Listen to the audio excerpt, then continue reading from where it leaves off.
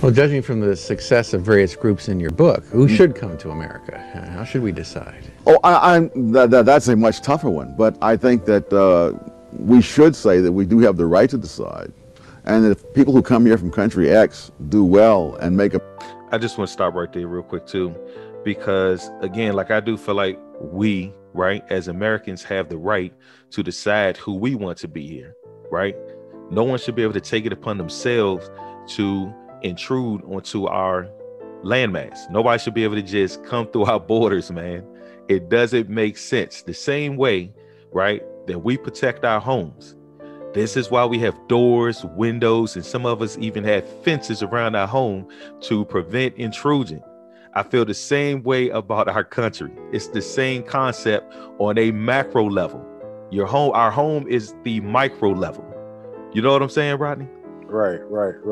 So whenever you say that we should choose or not, should we have a set of standards, or should those choices just waver based on our instinct, what we like, what we don't like?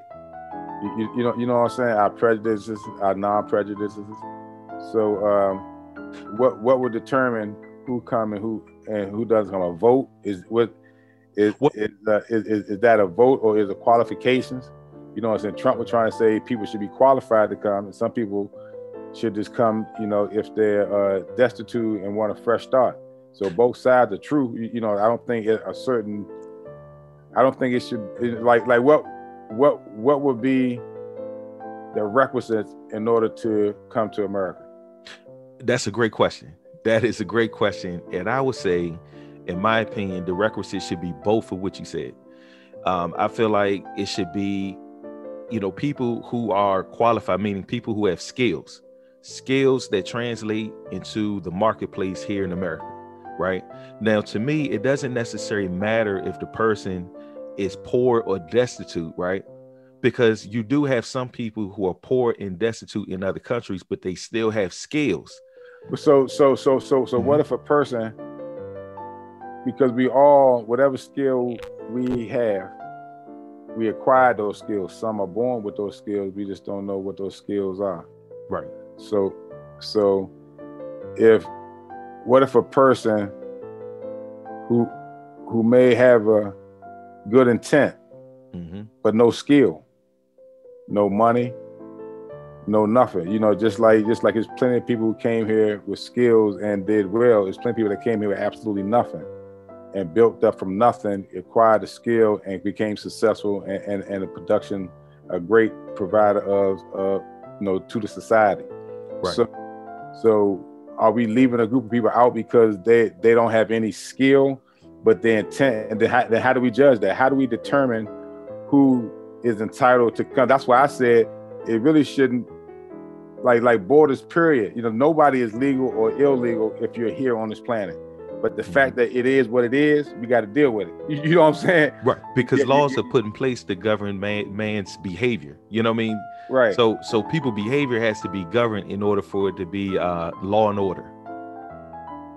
Yeah, to a certain extent. Yeah. I agree with that. But I do find the questions that you're asking to, Rodney, to me, those are extremely great questions. You know what I'm saying? Example, my in-laws,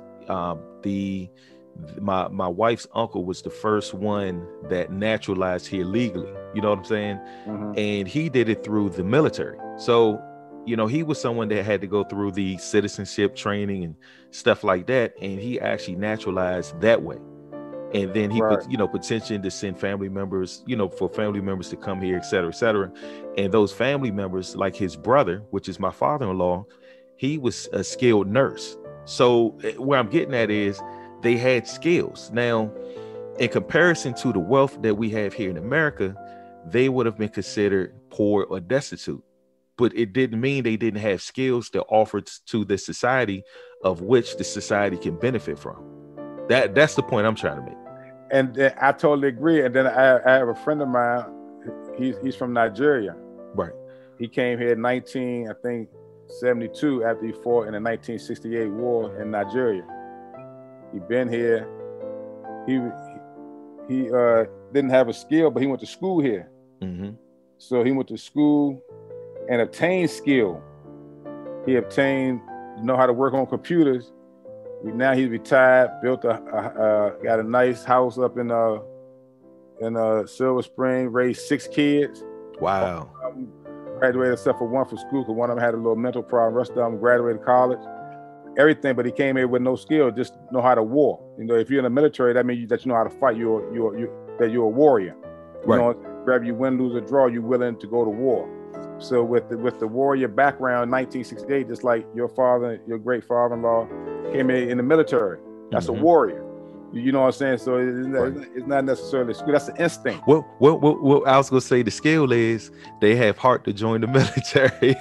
You have a lot of instinct. But the instinct to be willing to die. So die for a country that you're not even naturalized in. Exactly. So therefore, when you come from the military background, I bet you he learned the skill that he was able to translate into money. He did. Right now, you know, so you used as a warrior. Whenever my friend came from Nigeria, he came from 1968 as a warrior. And from that, I guess he had they gave him the same credibility as your guy came from that country in the military. You know what I'm saying? So military respect military, game respect game. You know what I'm saying? So both came from that military background and both came here really as warriors and wanting to provide a better life for them and themselves. They obtained the skill. Now, I guarantee you, they didn't spend the rest of their life military. They spent the rest of their life with the skill they learned from wherever. But it was learned once they got here. And made a great living for themselves. Exactly. And that's the beauty of America. The streets are paved with gold. So would the skill that they learned to build here in America could have been obtained, or did they attain that skill here, or did they attain that skill where they came from? The answer would be they attained that skill here once they got here by whatever means. They just came through the military. Good point. And you see what I'm saying? But that's a legal means. Intent. Yeah. But see, that's a legal means. Yeah. You know what I'm saying? Yeah.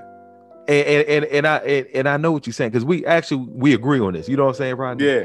Basically, again, there's laws. People come here legally. You know what I mean? You pick up skills. Just find a way legally to come. Is the point? Yeah. like the legal and illegal. I'm gonna point to the southern border, right? And I already said earlier why there's so many what people call I don't think anybody's illegal. They're just undocumented. Right. I guess why they use that word. You know what I'm saying? I say it's illegal, which it is according to their law. Yeah, you know illegal alien. Yeah, exactly. Because that's the term that they called it. You know what I'm saying? So and that's their right. So to me, we need to focus on why there's so many illegals. Those that are criminals, some come just for the sole purpose of being criminals. We both know that. You know what I'm saying? I think it should be just a task force just for them. What? I mean, cut you off, Rodney. You just reminded me, and I got to find that clip, man, of Ross Perot. I believe we talked about this a while back. But Ross Perot, when he was running for president, he predicted that all of these things were going to happen at the southern border because of that NAFTA agreement. Yeah. He actually said it. I think he said that like in 80 something or early 90s. I think the NAFTA agreement was like 90. Yeah, I think it was early 90s when he said it. Yeah, so I think he said it in 88 because I think he was out there in 88. Yep. I may be mistaken, but I think he was around 88. What was after that? 88, 92. Yeah, so in between that. It might have been the 92 campaign. Right. But I know he ran a couple times. Yeah. You know what I'm saying? Yeah. So this is civics and history at the same time. Indeed.